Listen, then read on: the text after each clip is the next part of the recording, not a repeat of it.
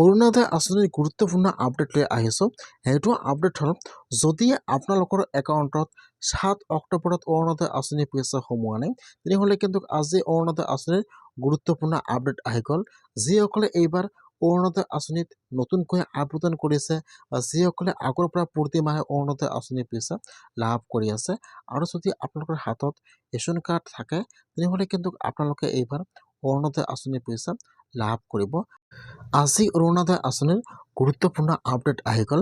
সেইটো আপডেট হ'ল, যদি আপোনালোকৰ একাউণ্টত 7 অক্টোবৰত অৰুণোদয় আঁচনিৰ পইচা সোমোৱা নাই, তেনেহ'লে এতিয়া আপোনালোকে কি কৰিব লাগিব, কি কৰিলে আপোনালোকে অৰুণোদয় আঁচনিৰ পইচা লাভ কৰিব।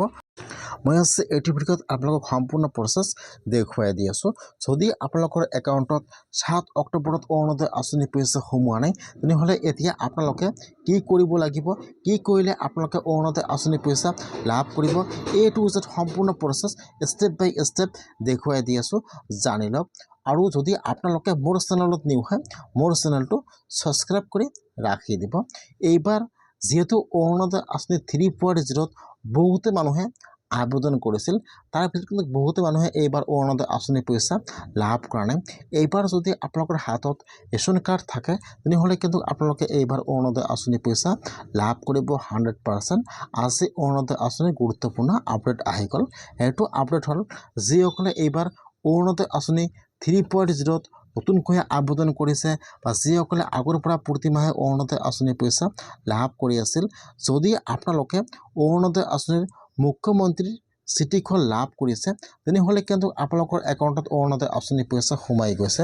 বহুতে কিন্তু চিঠিখন লাভ কৰিছে, বহুতৰে একাউণ্টত এতিয়ালৈকে অৰুণোদয় আঁচনিৰ পইচা সোমোৱা নাই।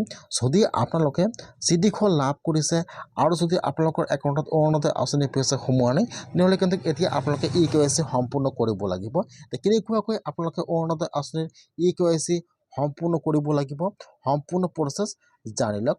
যিসকলৰ একাউণ্টত 7 অক্টোবৰত অৰুণোদয় আঁচনিৰ পইচা সোমোৱা নাই, এতিয়া কিন্তু অহাকালি সকলোৰে ডকুমেণ্ট জমা কৰিব লাগিব। এতিয়া কিন্তু সকলোৱে পঞ্চায়তে অৰুণোদয় আঁচনি EKYC আৰম্ভ হৈ যাব। যিসকলে অৰুণোদয় আঁচনি পোৱাৰ যোগ্য হয়, অৰুণোদয় আঁচনিৰ পইচা একাউণ্টত সোমোৱা নাই, এতিয়া কিন্তু আপোনালোকে আপোনাৰ পঞ্চায়তত অহাকালি সভা পাতিব। অহাকালি আপোনালোকে সভাত যাব, তাত আপোনালোকৰ কি ডকুমেণ্ট লাগিব আৰু কি কৰিব লাগিব, সম্পূৰ্ণ প্ৰচেছ জনাই দিয়া হ'ব। সেইকাৰণে 20 অক্টোবৰৰ পৰা কিন্তু সকলো পঞ্চায়তে EKYCৰ কাম আৰম্ভ হৈ যাব। এতিয়া কিন্তু যদি আপোনালোকৰ একাউণ্টত 7 অক্টোবৰত অৰুণোদয় আঁচনিৰ পইচা সোমোৱা নাই, তেনেহ'লে কিন্তু আজি আপোনাৰ কাৰণে ভাল খবৰ আহি গ'ল।